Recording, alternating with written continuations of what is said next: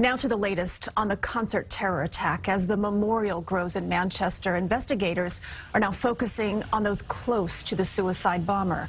And that includes arrests of his father and two of his brothers. As we speak, British security forces are looking for more links. CBS 2's Jonathan Vigliotti live at the scene with the latest on the investigation now in Manchester tonight. Jonathan.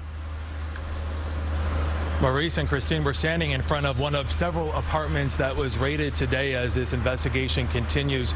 Police say that they did take in at least 3 people for questioning. At this point, we know that the attacker was believed to be acting alone, but police now are working under the assumption that he was part of a larger terror network. And this is where the difficult work really begins, some describing it as tracing a needle back to the haystack.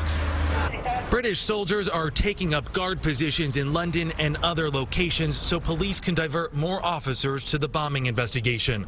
Buckingham Palace canceled the changing of the guard in the wake of the Manchester bombing.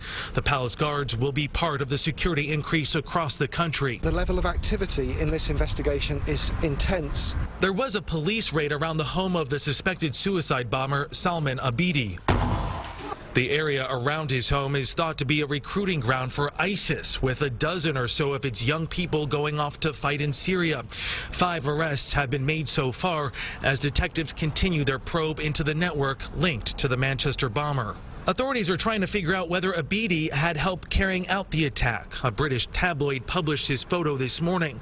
Police are investigating his ties to Libya, where his family is from. I think it's very clear that this is a network that we are investigating. People in Manchester have been streaming into Albert Square to pay tribute to the victims and to show unity in the face of tragedy.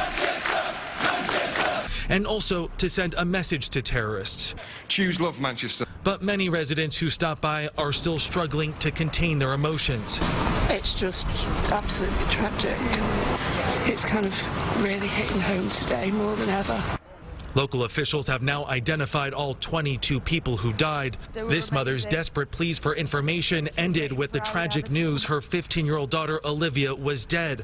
Her mother confirmed the news on Facebook, writing, "R.I.P. my darling, precious, gorgeous girl Olivia, taken far, far too soon. Mommy loves you so much." If you're feeling down, she'll make you laugh. If she can't make you laugh, she'll hug you until you're smiling again. And more news about the victims.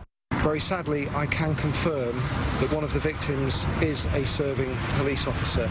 The youngest is 8-year-old Safi Roussos. Safi was simply a beautiful little girl in every aspect of the word. More than 60 people are still in the hospital, many with serious injuries.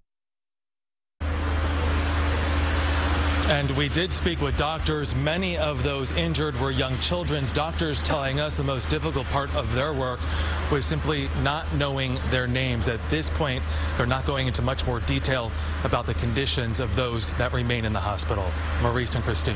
All right, Jonathan, thank you.